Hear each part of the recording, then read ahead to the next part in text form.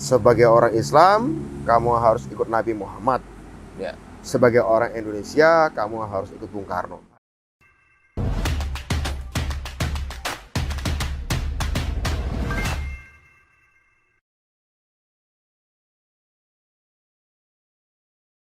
Dulu Bung Karno itu gara-gara ketemu dengan petani di Bandung namanya Pak Marhaen, tiba-tiba punya ide.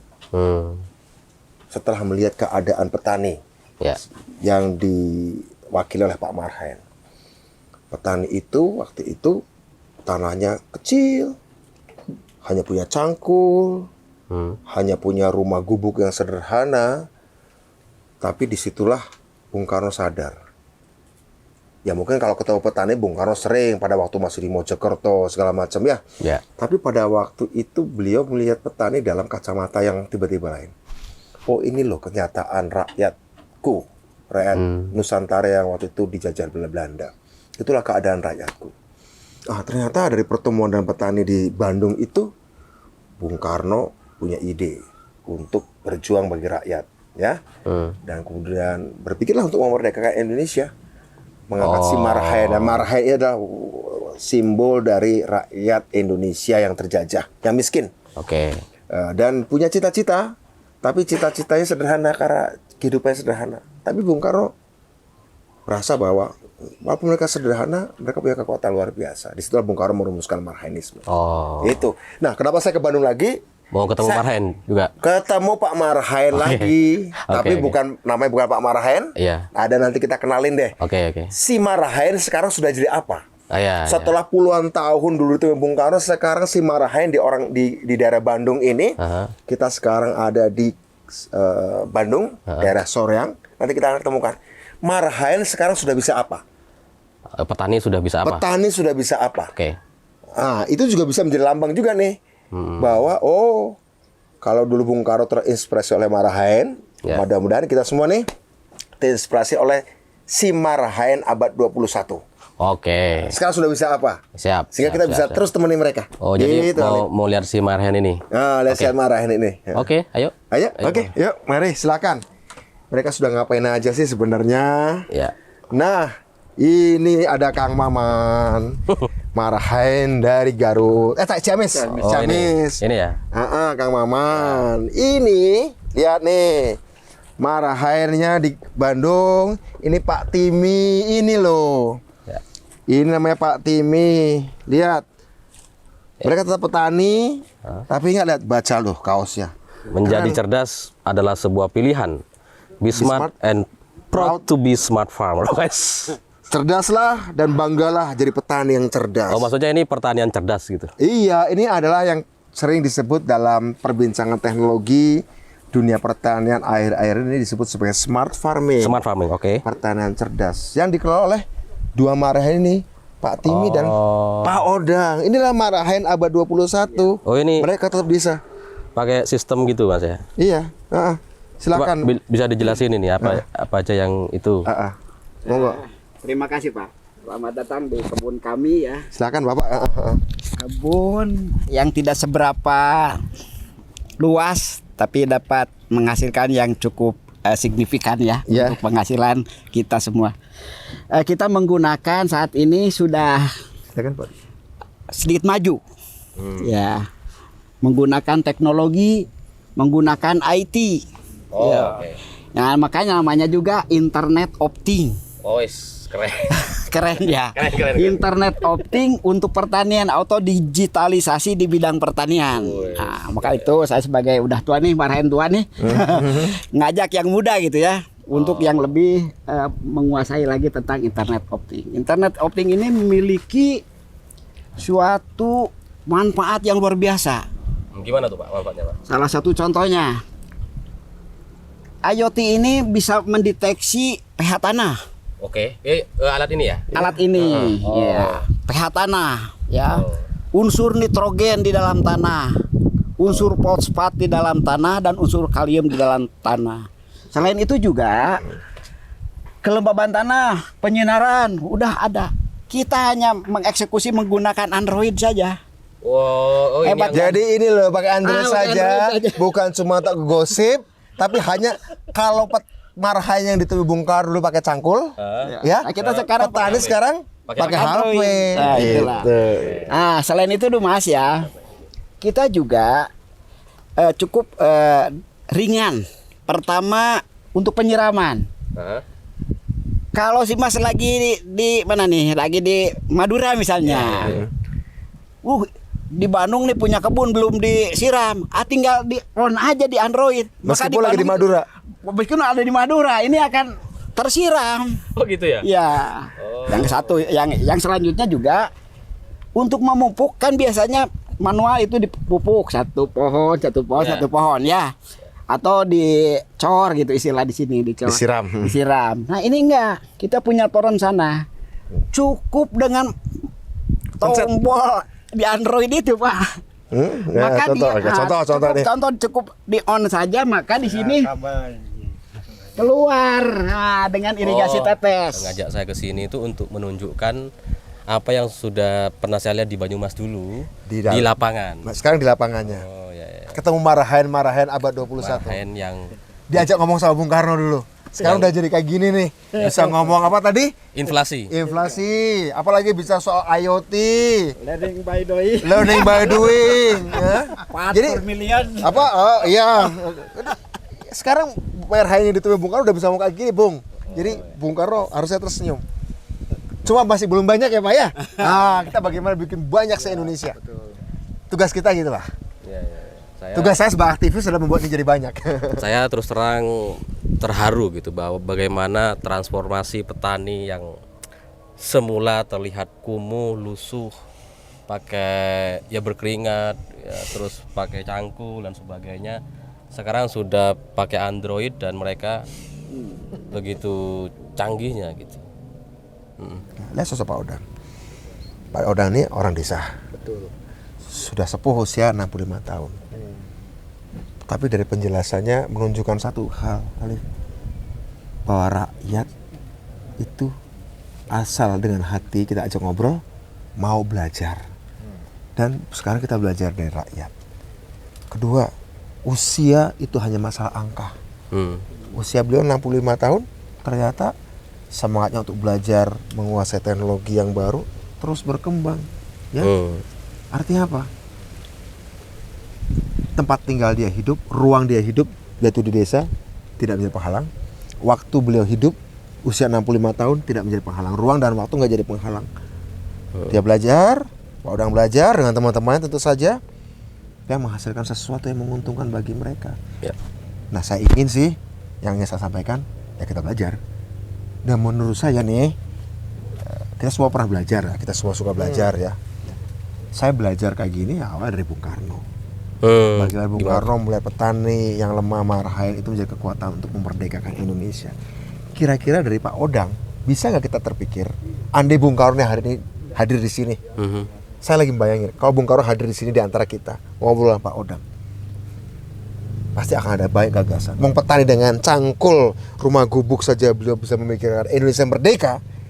Kalau ketemu Pak Odang yang sudah pakai IoT, ya. Apalagi bicara inflasi dan inflasi segala macam, pasti beliau akan berpikir bukan cuma Indonesia merdeka, tapi Indonesia menjadi kekuatan adidaya teknologi ekonomi dunia minimal lah.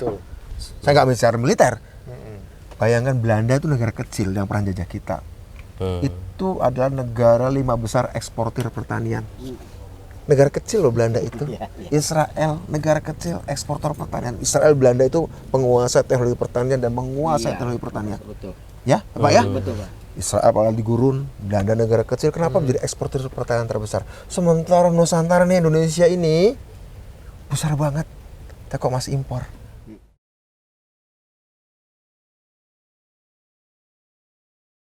Jadi kalau kemarin kita ke desa ya. Desa di Bandung untuk mencoba membayangkan, mengimajinasikan andai Bung Karno kembali datang ke desa di Bandung dan ketemu petani. Ternyata petani marahan yang beliau temui dulu sekarang sudah ngurusin pakai IoT, pakai teknologi, pakai drone segala macam. Nah, jadi katakanlah kemarin tuh Bung Karno level lokal, masuk ke desa tuh. Nah di sini Bung Karno ke level bangsa nih di sini nih. Ya. Jadi di sana desa, sekarang kalau di sini level bangsa, udah bicara Indonesia. Bukan bicara desa lagi gitu. Saya terus terang ketika masuk sekarang nih berada di sini gitu. Merinding kayak gitu. Ya, Kerasa gitu. Gitu ya. Ada Auranya, energi ya. energinya kerasa banget. Di ruang yang sangat bersejarah ini. Ya. Ini bisa dibilang cikal bakal kemerdekaan Indonesia karena di sini Salah satu tonggaknya karena mari kita berpikir seolah Bung Karno berpikir. Ya. Mari kita bekerja seperti Bung Karno bekerja. Bayangkan di usia puluhan tahun, 20-an tahun akhir, beliau bikin partai dengan teman-temannya dan kemudian diadili di sini karena minta Indonesia merdeka sekarang. Padahal Indonesia sudah ratusan tahun dijajah. Hindia Belanda waktu itu, Hindia Belanda Nusantara. Tiba-tiba mereka minta Indonesia merdeka sekarang. Ya. Dan Bung Karno tidak lagi berbicara sebagai Jawa, sebagai Sunda, sebagai Sumatera, sebagai Bali, tidak, sebagai Indonesia. Ya, Bung Karno ingat loh, Bung Karno bikin partai itu tahun 1927. Ya, PNI namanya. Ya. Kamu tahu kan bahwa Sumpah Pemuda itu baru 1928. Ya. Yang pemuda-pemuda dari berbagai suku di Jakarta, Sumpah Pemuda itu. Baru tahun 28, pemuda-pemuda itu bikin Sumpah Pemuda. Menyatakan diri bersumpah sebagai bangsa Indonesia. Tapi Bung Karno sudah bikin organisasi pakai nama Indonesia. Oh, ya. Partai Nasional Indonesia. Setahun sebelum Sumpah Pemuda. Artinya beliau mendahului setahun dong. Dibanding pemuda-pemuda yang bersumpah pemuda itu. Sudah dimulai sih oleh tokoh-tokoh sebelumnya. Seperti Tan Malaka yang sudah bikin buku. NAR menuju Republik Indonesia, NAR dari Republik Indonesia ya. Artinya beliau sudah punya gagasan Indonesia juga, Tan Malaka. Nah, Bung Karno juga kurang lebih serupa, bikin PNI 1927 dan minta merdeka. Diadil di sini, bikin pledoi. Apa sih isi pledoi isinya? Intinya mau bilang kami dijajah, kami negara subur. Tapi kekayaan kami, sumber daya alam kami dipakai untuk memperkaya Belanda. Karena itu kami Indonesia menggugat. Kira-kira gitu intinya. Dan itu mungkin yang menjadi awal perlawanan. Ya, yang kemudian pergerakan nasional. Karena tadinya kan pergerakan nasional kebanyakan isinya adalah diilhami oleh ideologi Islam dan Marxisme. Ya kan? Ada Serikat Islam, kemudian Serikat Islam pecah menjadi SI Putih dan SI Merah. Udah ada PKI. Kemudian juga ada organisasi keagamaan seperti Nahdlatul Ulama, ada Muhammadiyah.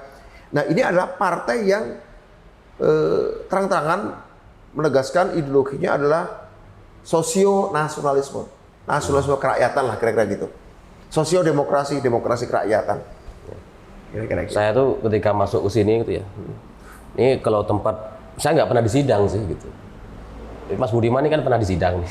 Ya. Kurang lebih usia serupa juga, usia 26 tahunan lah ya. Jadi mungkin lebih bisa merasakan. Oh iya. Saya bisa merasakan berdiri di sini, kira-kira saya bayangkan ya Bung Karno, kemudian membacakan pledoinya, dan kalau nggak salah Bung Karno bilang kami nggak menyerukan pemberontakan kok, kami nggak berjuang pakai granat. Kami nggak berjuang pakai bom. Kami berjuang dengan pemikiran kami dan organisasi kami.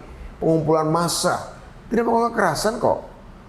Tuntutan kami Indonesia merdeka sekarang. Karena apa harus sekarang? Karena kalau lama-lama bangkrut Indonesia.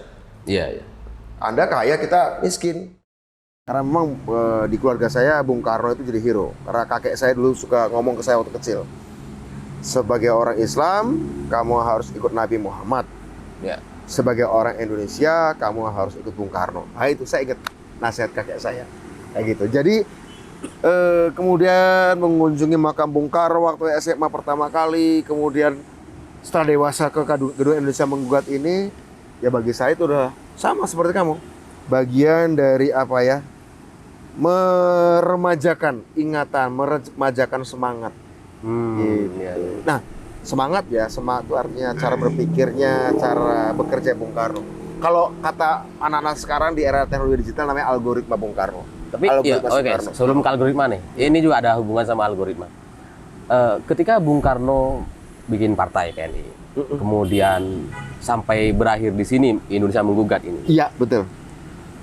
Saya kok yakin ya bahwa waktu itu Bung Karno sudah yakin bahwa Indonesia bisa merdeka dengan jalan itu. Betul, itu betul. Karena apa? Bung Karno dan teman-temannya, generasinya maupun 1-2 tahun di atasnya, generasi Tan Malaka segala macam, generasi Cokro Aminoto, generasinya macam-macam itu, generasinya para penggerak Sumpah Pemuda, itu mereka membaca. Aktivis-aktivis yang suka membaca, dan mereka membaca perkembangan dunia. Apa sih yang terjadi pada awal abad 20? Iya. Terjadi 3 ledakan di awal abad ke-20 itu. Ledakan pengetahuan yang dipicu oleh revolusi industri 2.0. Ya. Yang digerakkan oleh teknologi listrik. Karena listrik di mana-mana, orang hari malam bisa punya cahaya untuk membaca. Itu ledakan pengetahuan loh, revolusi industri 2.0. Iya. Terjadi ledakan kedua, ledakan virus pandemi flu Spanyol yang membongkar bahwa sistem ekonomi kapitalisme dan kolonialisme itu nggak cukup bisa melindungi rakyat, sehingga ratusan juta orang tewas gara-gara pandemi flu Spanyol. Di negara-negara penjajah muncul gerakan-gerakan sosialisme untuk merombak sistem kesehatan agar lebih bisa menjangkau orang miskin. Ya.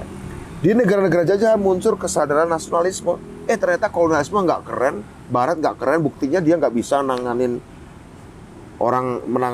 flu Spanyol. Sehingga kemudian berpikir, ya udah kita bikin sistem baru aja, sistem Indonesia Merdeka. Ledakan kedua. Ledakan ketiga, ledakan peluru. Yaitu apa? Barat juga nggak keren-keren amat. Tahun 1905, Kekaisaran Rusia kalah perang oleh Kekaisaran Jepang.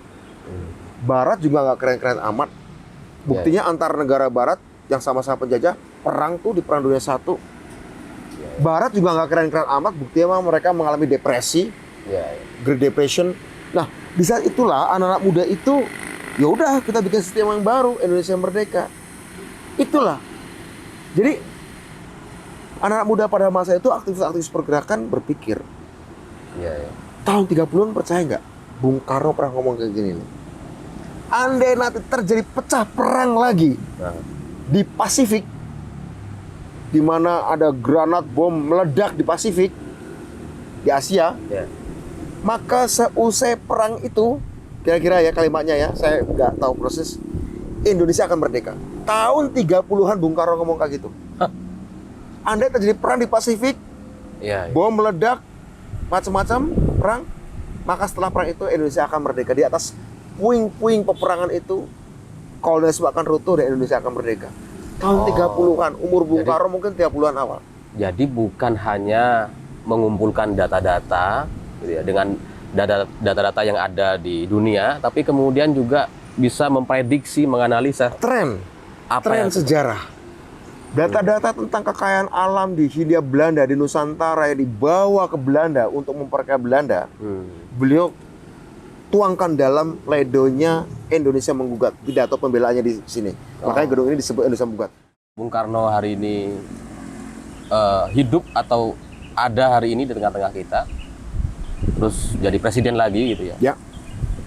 Mungkin akan ada kementerian teknologi atau kementerian yang khusus untuk data gitu. Ada, saya yakin. Sekarang kan nggak ada kan? Ada, saya yakin ada. Akan dibuat. Jangan Bung Karno, wong saya aja, ya bukan siapa-siapa. Tahun 2018 saya sempat menyusun draft undang-undang baru, naskah akademik. Namanya Rancangan Undang-Undang Data Raksasa dan Pemerintahan 4.0.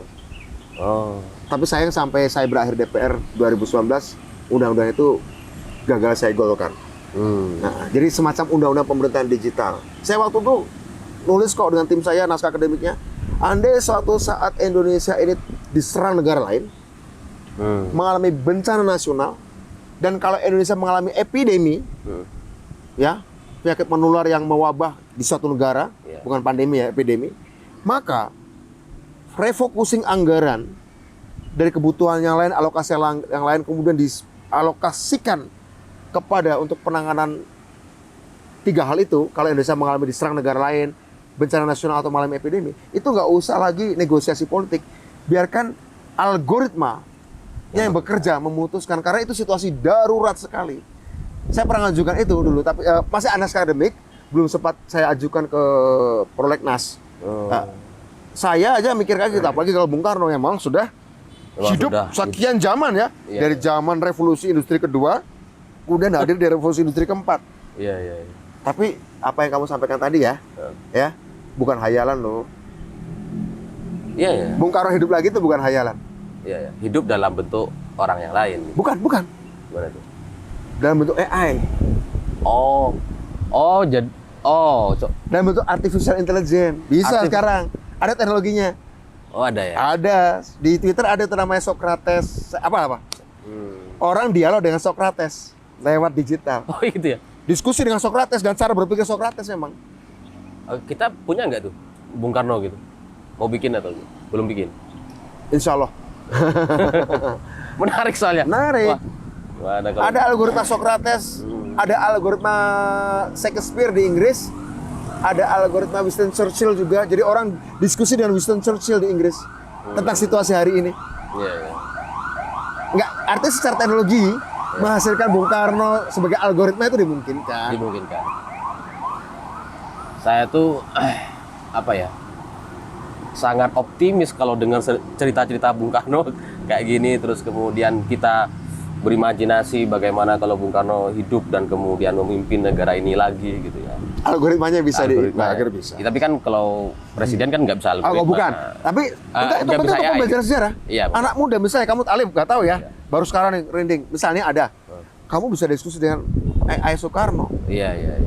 Bung, gimana menurut Bung tentang perang Bung Karno?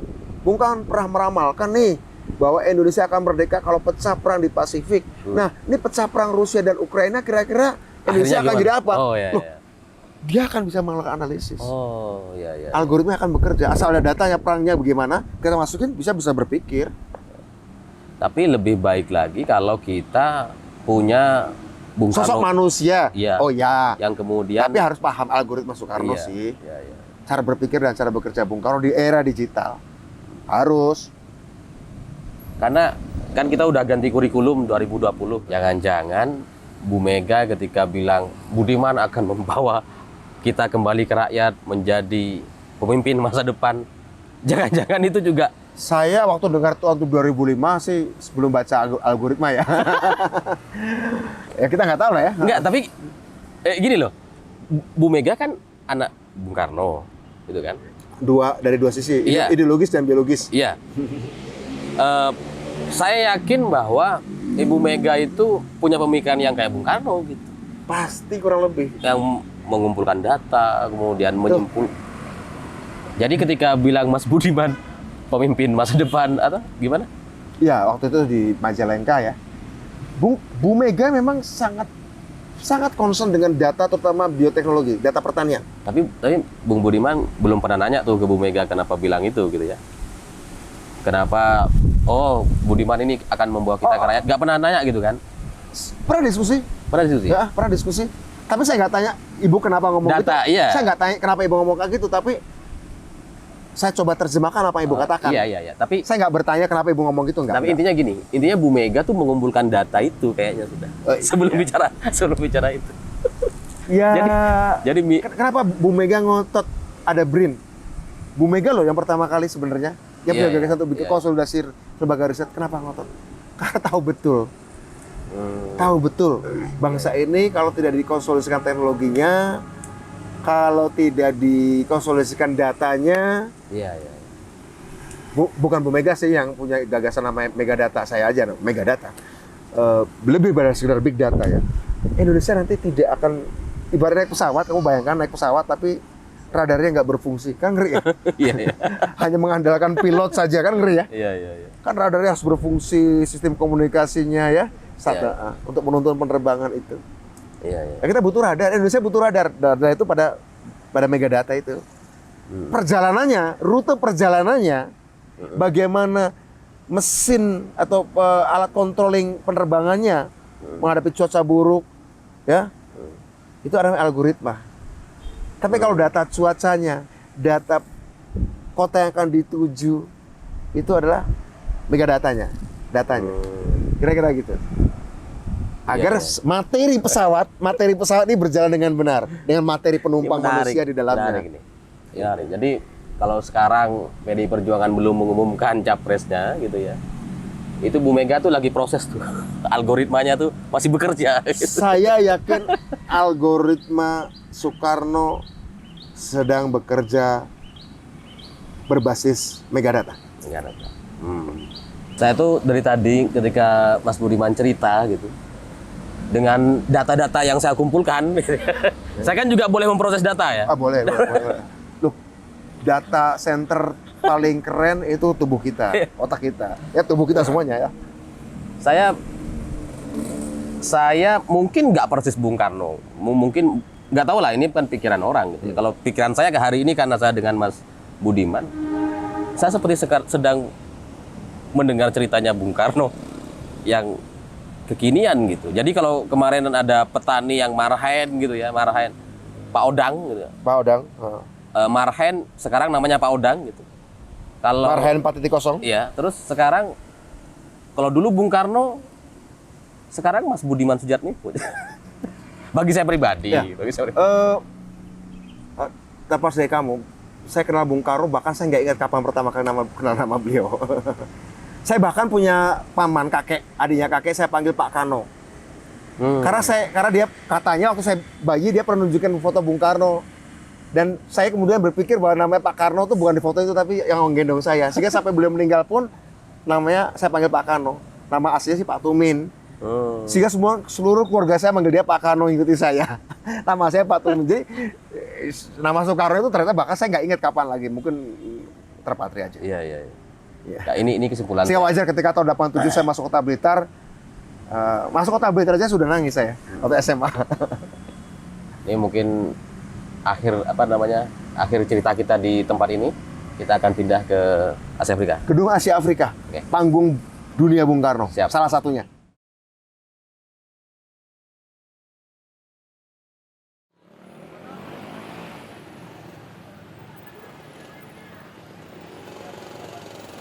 Tempat di mana negara-negara yang baru merdeka dari Asia Afrika itu dikumpulkan oleh Bung Karno. Dan konferensi Asia Afrika ini sedang ditegaskan oleh Bung Karno bahwa dunia bukan lagi cuma bisa diatur oleh para pemenang Perang Dunia Kedua.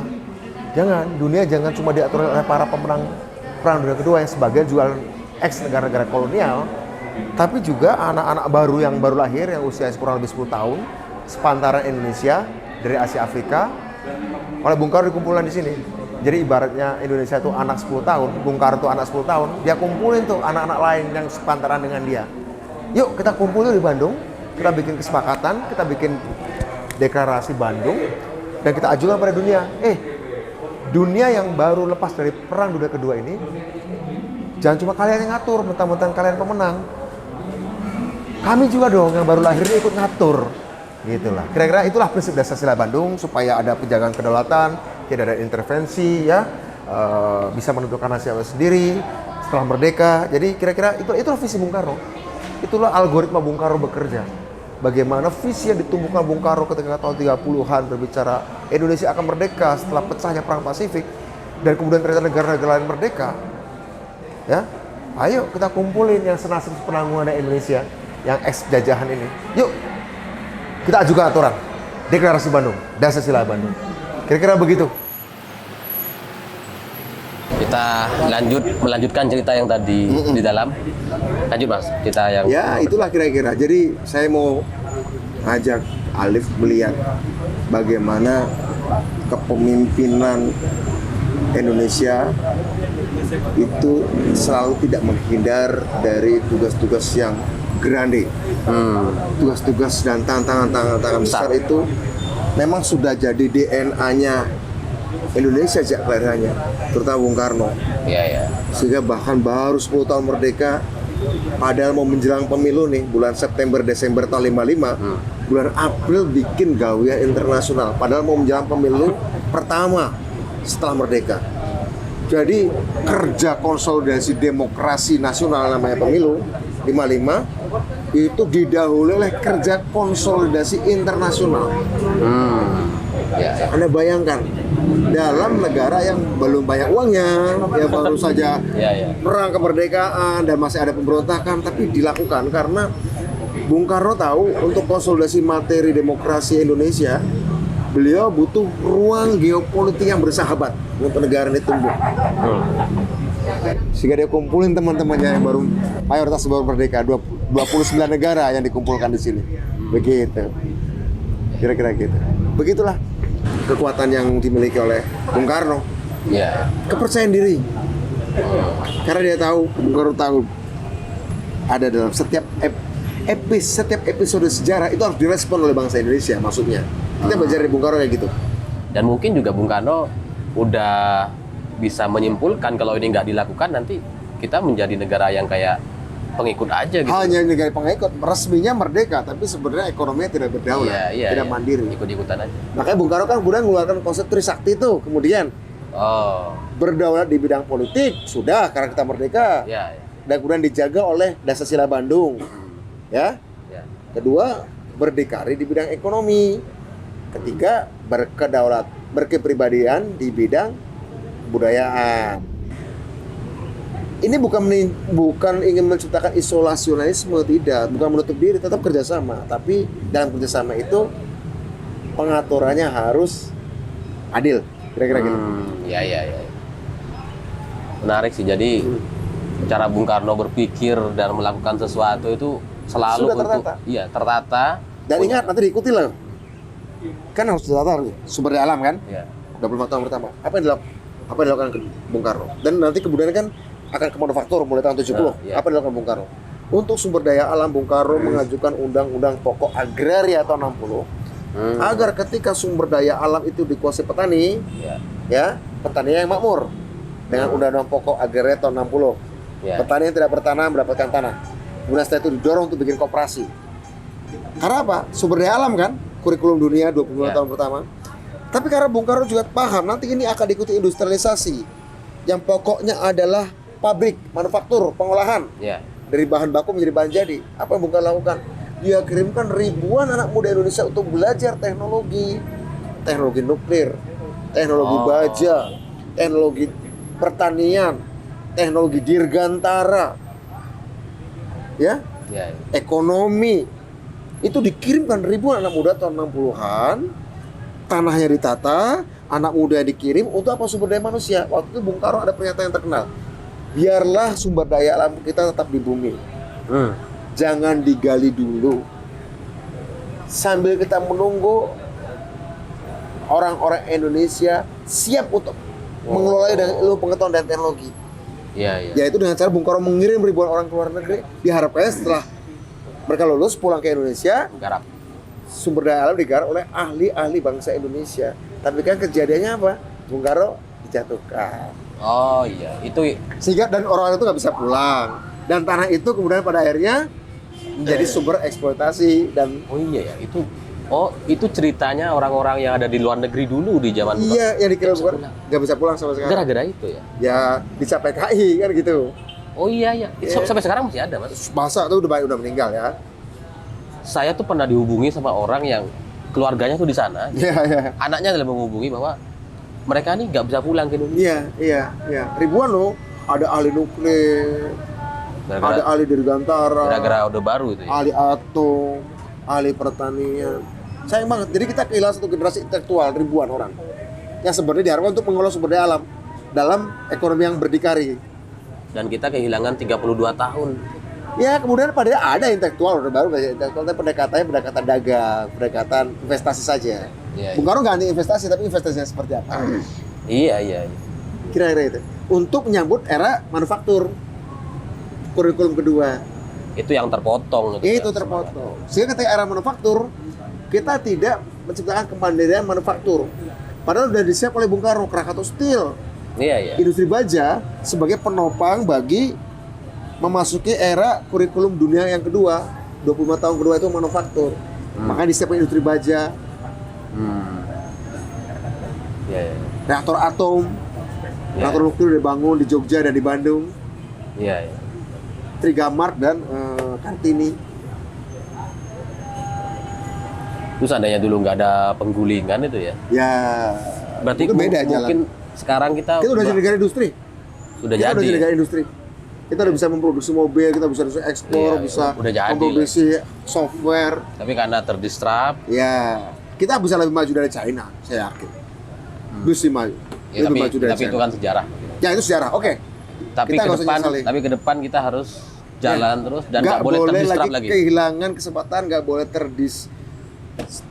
terdistract lagi, teralihkan lagi, nggak boleh. Iya, nggak boleh. Harus ada kontinuitas. Terus Sampai 2045 harus ada kontinuitas.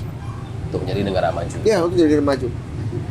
Sekarang udah ada undang-undang desa, Ya, ya. Itu menjadi landasan bagi pembangunan industri berbasis kerakyatan dan teknologi. Nah, Oke. kira-kira. Ya, Oke, ya. cukup Oke, ya itulah perjalanan kita di Bandung. mengikuti algoritma Soekarno Di Bandung ini di Bandung. suasana saya dulu tahun 2008 di Bandung Oke. pernah seminggu. Heeh. Sampai sekarang tuh suasananya masih sama. Sama ya. Tapi lebih padat ya kali ya. Iya, ya Lima. Suasananya tuh anak-anak mudanya yang aktif di luar, banyak berinteraksi, banyak juga di jalan-jalan lah. Kota yang selalu tepat untuk memulai jatuh cinta. Atau patah hati. Atau hati. Untuk jatuh cinta ke yang lain. Oke. Ya. Oke, cukup. Oke. Terima kasih.